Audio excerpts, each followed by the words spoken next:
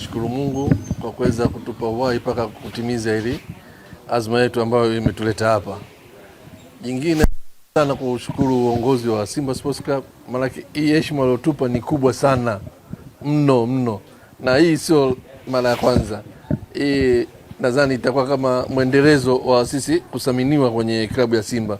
Kila linapotokea jambo kubwa kama hili huwa tunaitwa na tunakabidhiwa kama hivi tiketi au tunasaidiwa kwenye mambo mengi, na kama alivyozungumza hapa meneja wa habari, na katika ligi yetu kuna vitu ambavyo tumesaidiwa na kama klabu na mpaka kufika hapo tulipofika, ambao tumemaliza mzunguko wa kwanza tukiwa sisi tunaongoza kwenye grupu letu, na mzunguko wa pili unategemewa kuanza tarehe 14.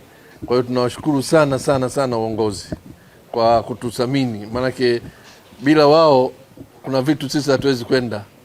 Make wao ni muhimu sana kwetu, pamoja na sisi ni muhimu kwao, lakini wao pia ni watu wa muhimu kwetu, na ndio maana kila tunapopata tatizo lolote au tunaposhida yote tunakimbilia kwenye uongozi wa klabu ili uweze kutusaidia. Kwa hiyo tunakushukuru sana meneja wa habari kwa kutuwezesha leo hii kuwa na uhakika na sisi kwenda uwanjani kifua mbele kuishangilia timu yetu. Tukija kuzungumzia kwenye timu, na imani kabisa kwa hichi tunachofanya, kwa kujiandaa kwa meneja wa habari anavyozunguka kuhamasisha watu, naamini tutajitokeza kwa wingi kwenda kuishangilia timu yetu. Na kama mnavyojua, tukijaza uwanja ni nafasi kubwa sana sisi ya kwenda nusu finali ipo. Goli 2 sio nyingi kabisa, mimi ninavyojua Simba. Tuna uwezo sisi hapa kupata hata zaidi ya goli 3. Kwa hiyo nina imani kabisa watu wajitokeze tu kwa wingi. Tuna uhakika wa 100% sisi tunakwenda nusu finali.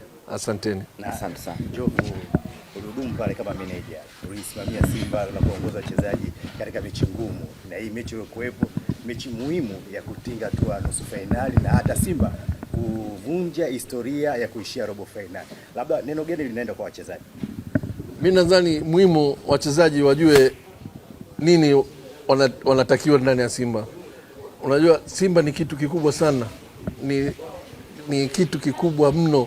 Kuichezea Simba kwanza wewe mpaka kupata nafasi ya kucheza ukaonekana, ni lazima ujisifie, maana ni timu moja kubwa sana ambayo inajulikana sehemu zote. Kwa hiyo hapa ni kuwapa tu moyo wachezaji wetu na kuwaeleza na kuwapa nguvu, na ninavyojua mimi Simba tukijaza uwanja wachezaji wetu watakuwa na nguvu ya nje ambayo itatuwezesha kabisa sisi kupata ushindi. Kwa hiyo ni muhimu tu tujakajaze uwanja, tuishangilie timu yetu, nusu finali iko mbele.